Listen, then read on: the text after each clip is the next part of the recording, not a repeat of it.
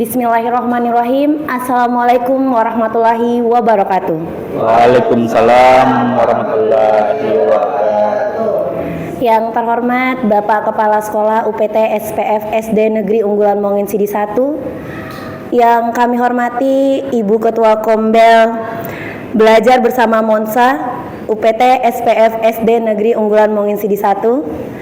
Yang kami hormati Bapak Ibu Guru, Wali Kelas, dan Guru Bidang Studi UPT SPF SD Negeri Unggulan Mongin Sidi 1. Serta yang kami banggakan para Bapak pemateri dalam kegiatan program RTL PJOK dalam kegiatan PKG PJOK.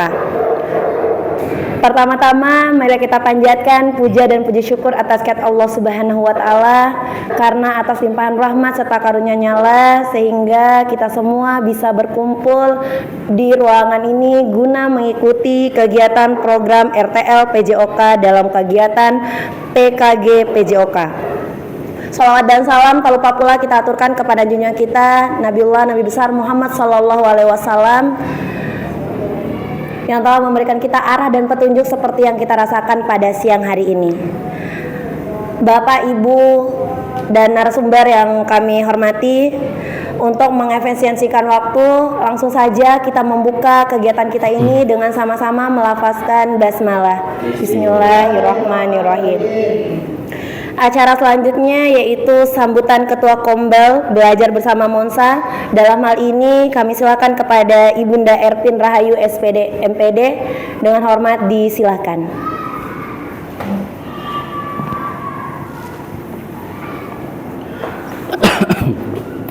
Bismillahirrahmanirrahim. Assalamualaikum warahmatullahi wabarakatuh. Waalaikumsalam warahmatullahi wabarakatuh. Alhamdulillah wa syukurillah, la haula wa la quwata illa billah. Allahumma sholli ala sayyidina Muhammad wa ala sayyidina Muhammad.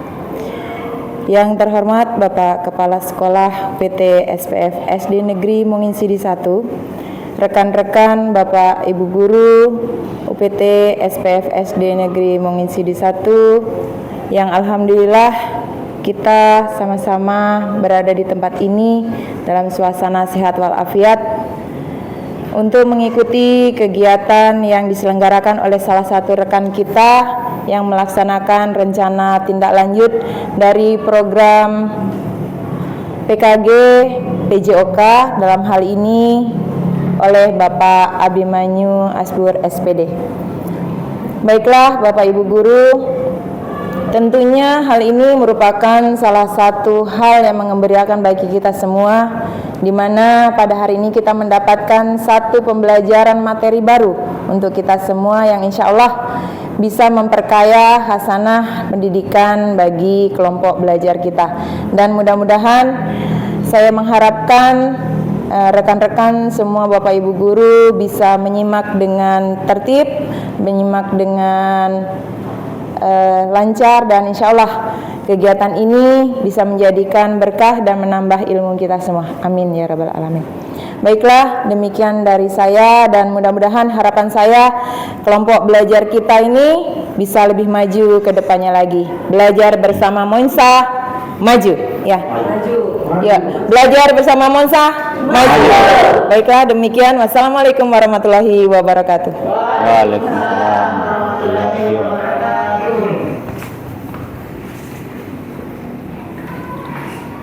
Kepada Ibu kami ucapkan terima kasih.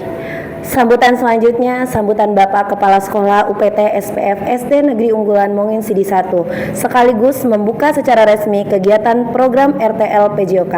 Dalam hal ini kami silakan kepada Bapak Nawawi Hamzah SPD MPD.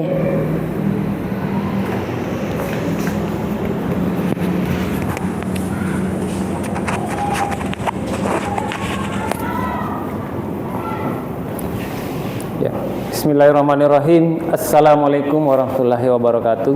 Waalaikumsalam warahmatullahi wabarakatuh. Syukur alhamdulillah kita panjatkan kepada Allah Subhanahu wa taala atas segala limpahan rahmatnya sehingga kita bisa kembali berkumpul guna mengikuti kegiatan rencana tindak lanjut dari salah satu rekan kita yang sudah mengikuti pelatihan.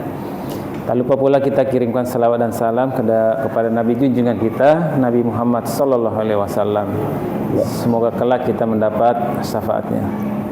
Yang saya hormati Bapak narasumber yang sudah hadir di tengah-tengah kita dan sudah menyiapkan segala sesuatunya dalam kegiatan ini.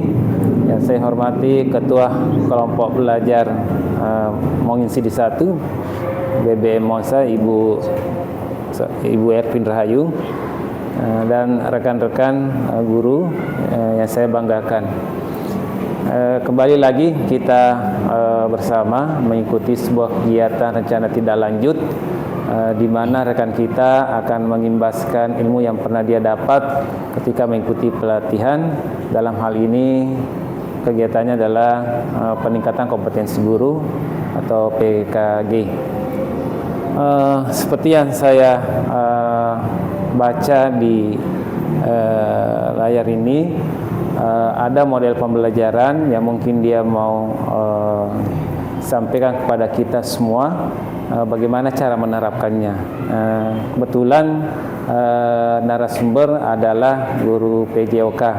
Jadi nanti dia contohkan bagaimana penerapan model pembelajaran itu. Dalam hal ini adalah pembelajaran model SEM, ya, Sport Education Model, ya, di mana materinya adalah nanti bagaimana cara menerapkan pola hidup sehat dalam kehidupan anak-anak kita.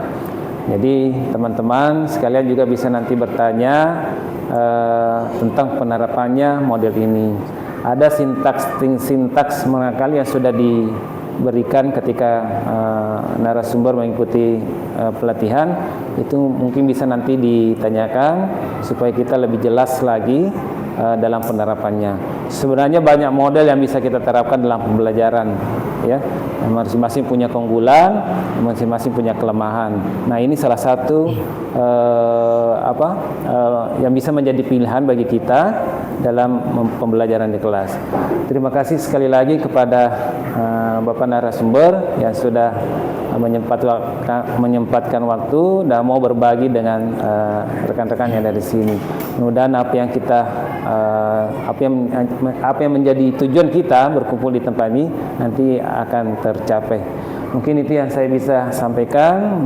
Silahkan mengikuti pelatihan ini dan pada kesempatan ini dengan mengucapkan Bismillahirrahmanirrahim, rencana tindak lanjut dari program pengembangan kompetensi guru saya nyatakan buka dengan resmi. Sekian, wabillahi taufiq wal hidayah. Wassalamualaikum warahmatullahi wabarakatuh. Waalaikumsalam warahmatullahi wabarakatuh. Terima kasih.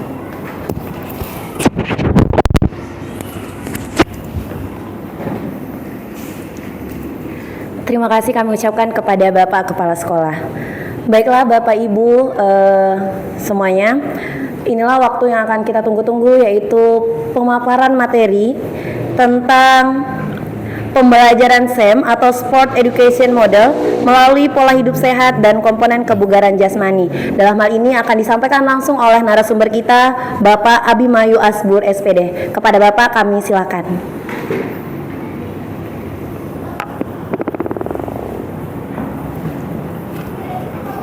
Oke, baik, bismillahirrahmanirrahim. Assalamualaikum warahmatullahi wabarakatuh. Waalaikumsalam warahmatullahi wabarakatuh. Yang terhormat Bapak Kepala Sekolah, yang terhormat Ketua Kombel BBM Monsa, dan juga yang saya hormati rekan-rekan sejawat yang kemudian menyempatkan hadir untuk kegiatan Kombel hari ini. Oke, baik. Alhamdulillah rabbil alamin, wa bihi nasta'inu umur dunya wahdin, wa salatu wassalam sayyidina Muhammadin wa alihi washabbihi ajmain, amma ba'd. Dengan menyebut 99 asmaullah serta salat dan salam tak lupa kita curahkan kepada Nabi besar Muhammad sallallahu alaihi wasallam. Baik, pertama-tama sebelum saya menyampaikan beberapa hal yang kemudian yang akan kita bahas ke depannya, izinkan saya memperkenalkan diri saya. Saya atas nama Abimayu Asbur SPD, dengan mengajar mata pelajaran PJOK di UPT SPF SDN Negeri Unggulan Mengusidi 1. Baik, sesuai dengan kombel hari ini, pembahasan mengenai pola hidup sehat dan komponen kebugaran jasmani. Adapun yang melatar belakangi yaitu adalah pembelajaran SEM, Sport Education Model, adalah sebuah pendekatan pembelajaran yang mengintegrasikan olahraga ke dalam kurikulum pendidikan secara mendalam. Model ini tidak hanya berfokus pada pengembangan keterampilan fisik, tetapi juga bertujuan untuk membangun karakter, nilai sosial, keterampilan hidup siswa melalui pengalaman berolahraga.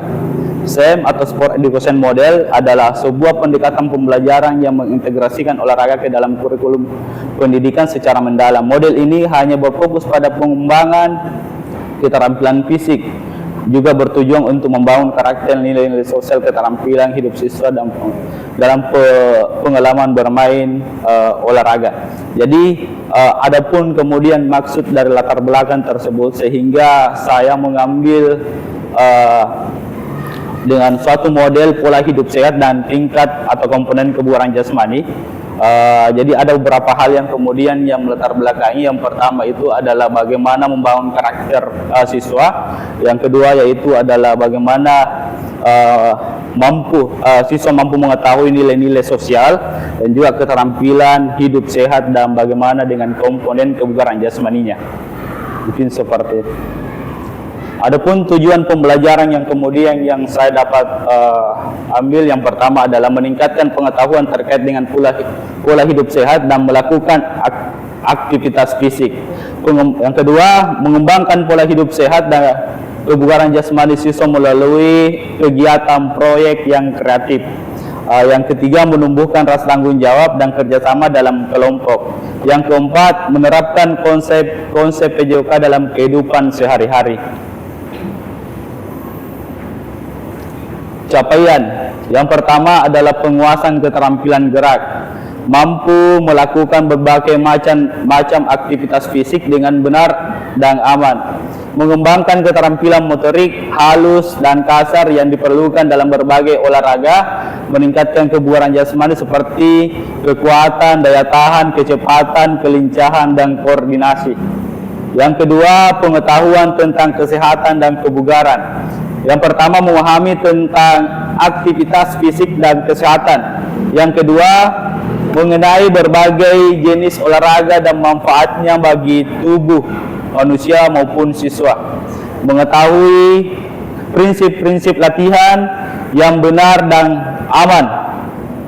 Yang keempat, mampu menyusun program latihan yang sesuai dengan kondisi fisik masing-masing. Selanjutnya, bagian ketiga, sikap positif terhadap aktivitas fisik.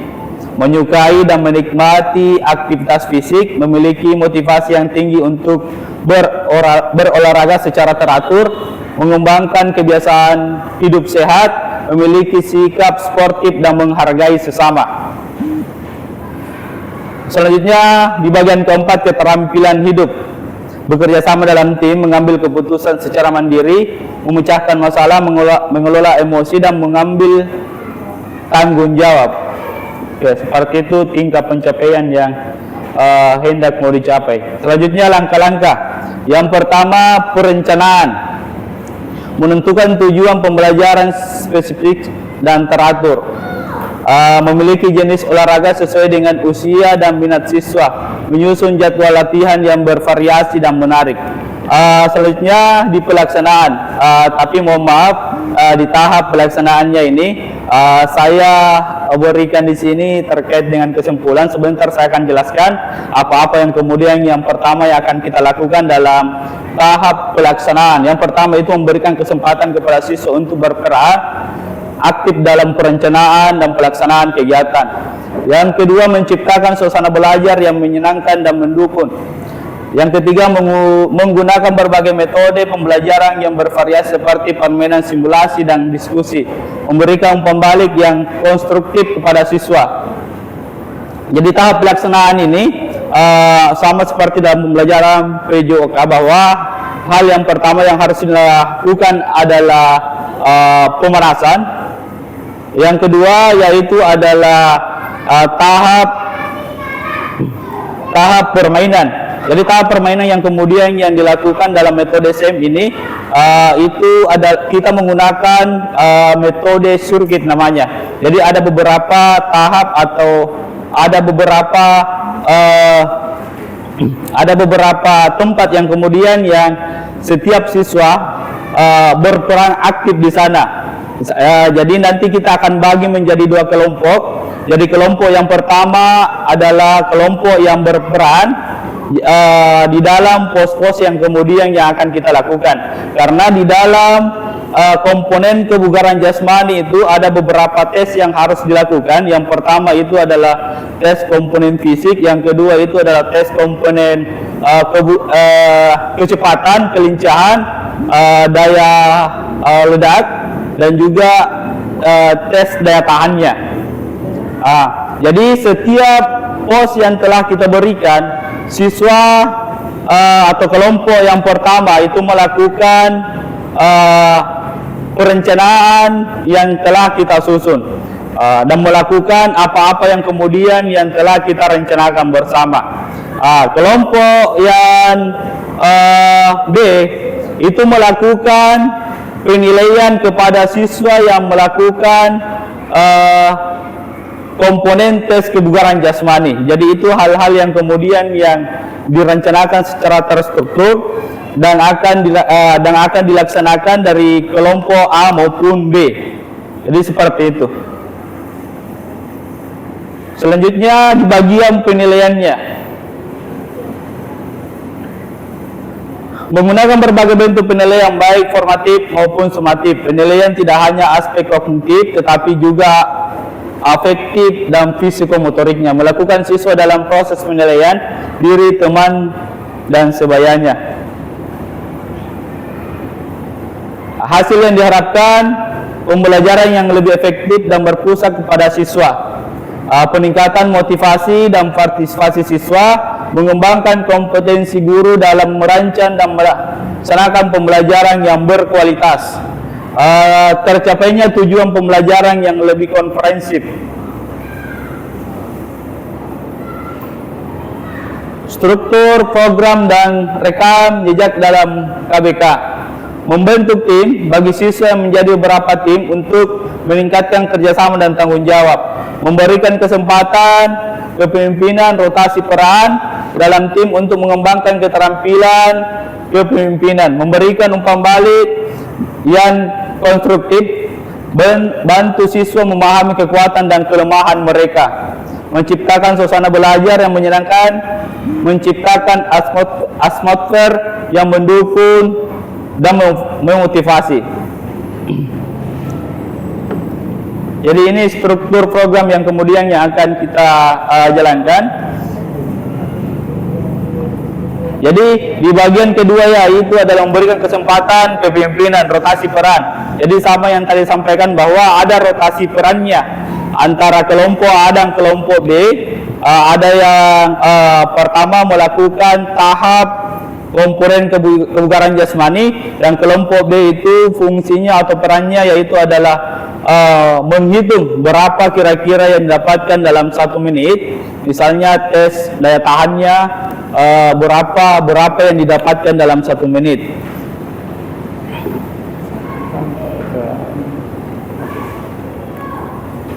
Selanjutnya pernyataan tentang kapasitas yang dimiliki sekolah. Yang pertama, aset kekuatan, aset manusia, peserta didik dan guru. Sekolah, aset fisik, Pak. Aset fisik, sarana dan prasarana sekolah. 3, aset politik, kolaborasi antara peserta didik. Tahap evaluasi. Penilaian pencapaian tujuan pembelajaran. Gunakan berbagai bentuk penilaian seperti tes tertulis untuk unjuk kerja dan portofolio. Melibatkan siswa dalam proses evaluasi. Ajarkan siswa untuk melakukan refleksi diri. Kemungkinan tantangan. Yang pertama, pengetahuan tentang olahraga. Beberapa guru mungkin kurang memiliki pengetahuan tentang berbagai jenis olahraga dan teknik melatih yang efektif. Minat siswa terhadap olahraga juga berbeda-beda, sehingga perlu upaya untuk memotivasi semua siswa. Cuaca yang tidak mendukung dapat mengganggu pelaksanaan kegiatan di luar ruangan. Kemampuan fisik. Tidak semua siswa memiliki kemampuan fisik yang sama, sehingga perlu adanya diferensiasi pembelajaran. Fasilitas. Tidak semua sekolah memiliki fasilitas olahraga yang memadai, seperti lapangan yang luas, peralatan olahraga yang lengkap, atau ruang ganti yang bersih. Oke, sekian dan terima kasih. Oke, untuk selanjutnya mungkin ada pertanyaan untuk materi yang telah saya sampaikan.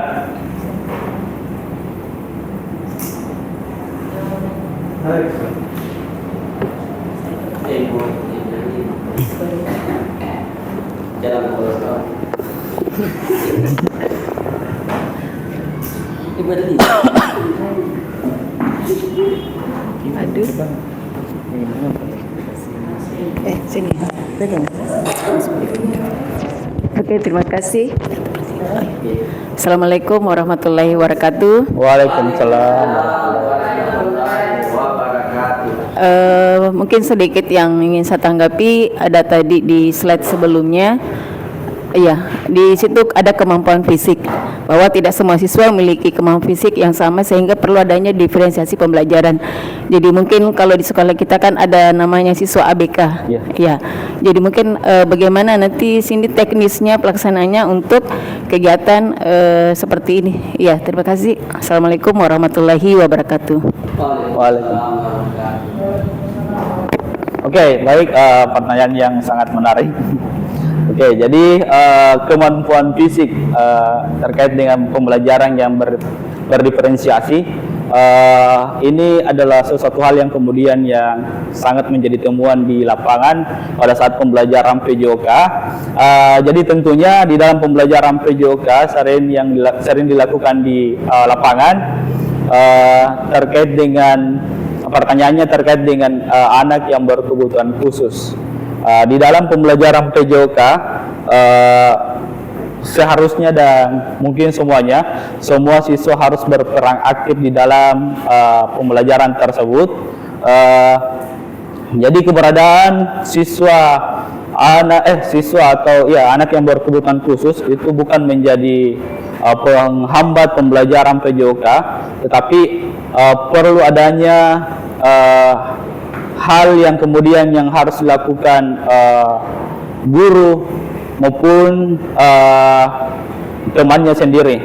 Karena kadang juga sebenarnya bukan hanya anak yang berkebutuhan khusus, tapi tadi saya singgung bahwasanya di dalam pembelajaran PJOK atau ketika pembelajaran PJOK di lapangan, mungkin kita lakukan atau materi yang kita lakukan adalah permainan bola kasti.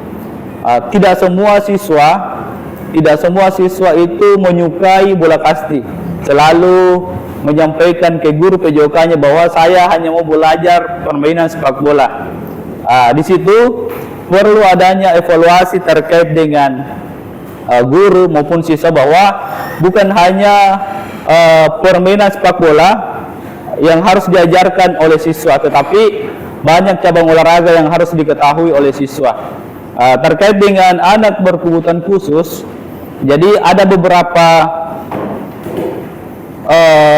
hal atau model yang kemudian yang harus dilakukan, karena kebutuhan fisiknya itu tidak sama dengan anak-anak yang mungkin sering latihan, atau ada anak-anak yang kemudian yang mungkin sudah banyak melakukan olahraga di luar. Di sini untuk dijadikan sebuah alternatifnya atau jalan keluarnya,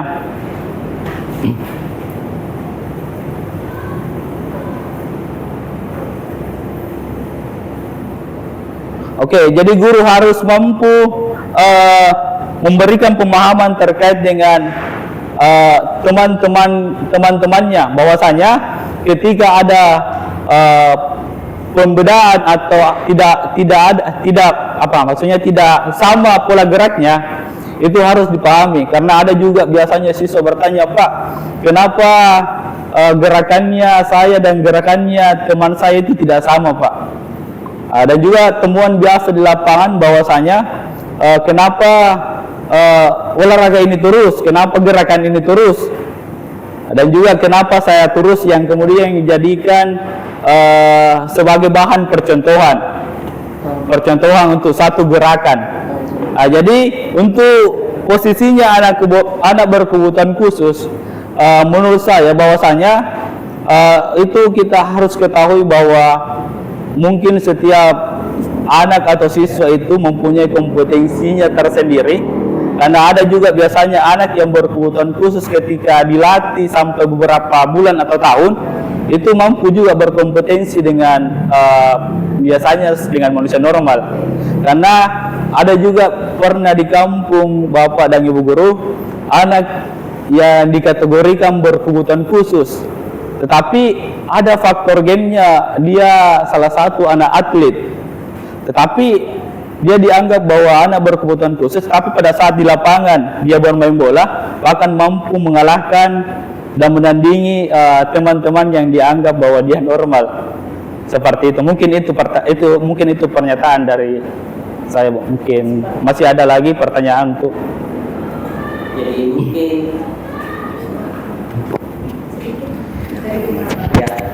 Jadi mungkin maksudnya tadi Ibu Erlina tentang berdiferensiasi ya antara peserta didik yang normal dengan peserta didik yang punya keterbatasan. Yang kita kategorikan adalah siswa yang berkebutuhan khusus ya, bukan hanya siswa yang berkebutuhan khusus sebenarnya, bahkan siswa normal sendiri itu kadang ada permainan tersendiri, memang dia tidak bisa. Jadi mungkin disitulah kita selaku guru mampu yang sesuai tadi, yang pembelajaran berdiferensiasi. Kalau ada anak mampu lompatnya, anggaplah lompat jauh, mungkin anak yang normal, anak yang berminat di bidang olahraga lompat jauh, tetapi ada anak di sisi lain dia normal tetapi tidak mampu lompat jauh, mungkin yang gurunya itu kasih sederhanakan, mungkin ya menyederhanakan lompatan yang dilakukan oleh siswa yang tidak yang kurang berminat atau kurang mampu di bidang lompat jauh itu. Mungkin begitu Pak Guru ya.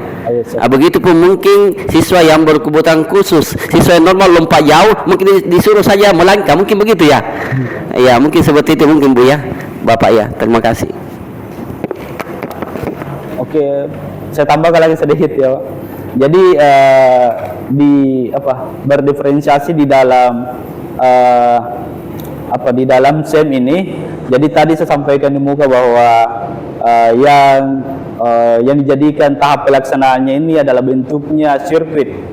Jadi ada beberapa tahap yang kemudian harus dicapai siswa, mulai dari garis start sampai finishnya. Jadi setiap tahap atau pos itu sendiri ada tesnya di sana. Yang pertama yaitu adalah misalnya tes push up pertama untuk melatih kekuatan otot. Yang kedua yaitu tes kelincahan, mungkin lari zigzag seperti itu Pak. Yang ketiga yaitu tes kelentukan, misalnya di sana Pak, mungkin lompat-lompat apa. Yang terakhir yaitu tes kekuatannya. Kekuatannya kira-kira misalnya kalau push up dia berapa didapat dalam 1 menit. Jadi setiap pos itu ada tahap pencapaiannya. Misalnya kita melakukan tahap pencapaiannya itu cara hitungnya kita menggunakan waktu berapa kira-kira didapat dalam 1 menit. Di sana kita akan lihat bagaimana tingkat kemampuannya siswa. Jadi di sana tidak ada lagi istilah bahwa ada siswa yang kemudian yang berkebutuhan khusus, ada siswa yang kemudian yang misalnya normal Pak. Jadi di sana semua itu berperan penting semua Pak. Jadi tidak ada lagi pembeda. Jadi inilah fungsi dari pembelajaran sport education model Pak. Jadi siswa ABK maupun siswa yang dianggap normal itu mempunyai fungsi yang sama Pak di dalam pembelajaran tersebut.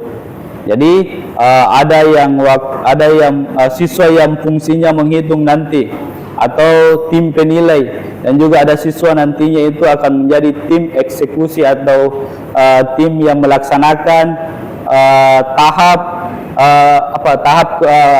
tes komponen kebugaran jasmani. Jadi siswa ABK itu tidak tersepelekan lagi bahwasanya biasanya tidak diikut sertakan di dalam pembelajaran PJOK, tetapi dalam pembelajaran SEM ini tidak ada siswa yang tidak diikut sertakan dalam pembelajaran PJOK. Mungkin itu dari saya Pak. Ya, mungkin masih ada pertanyaan? Oke, karena sudah tidak ada lagi, mungkin itu dari saya akhiri dengan ucapan akhirul kalam, wabillahi taufiq wal hidayah. Assalamualaikum warahmatullahi wabarakatuh.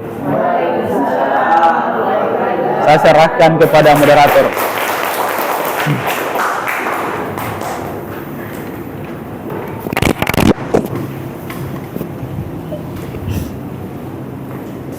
Baik, kami ucapkan terima kasih kepada Bapak narasumber. Baik Bapak Ibu yang kami hormati, melalui diskusi kita tadi dapat ditarik kesimpulan bahwasannya SEM atau Sport Education Model adalah sebuah pendekatan pembelajaran yang mengintegrasikan olahraga ke dalam kurikulum pendidikan secara mendalam dengan membangun karakter dan nilai-nilai sosial. Adapun tujuannya yaitu melalui penguasaan keterampilan gerak, pengetahuan tentang kesehatan dan kebugaran, sikap positif terhadap aktivitas fisik dan keterampilan hidup. Baik Bapak dan Ibu, semoga dari materi yang kita dapatkan tadi bisa kita implementasikan kepada peserta didik kita, baik peserta didik yang normal maupun peserta didik yang berkebutuhan khusus. Akhirul kalam saya ucapkan wabillahi taufiq wal hidayah. Wassalamualaikum warahmatullahi wabarakatuh. Waalaikumsalam.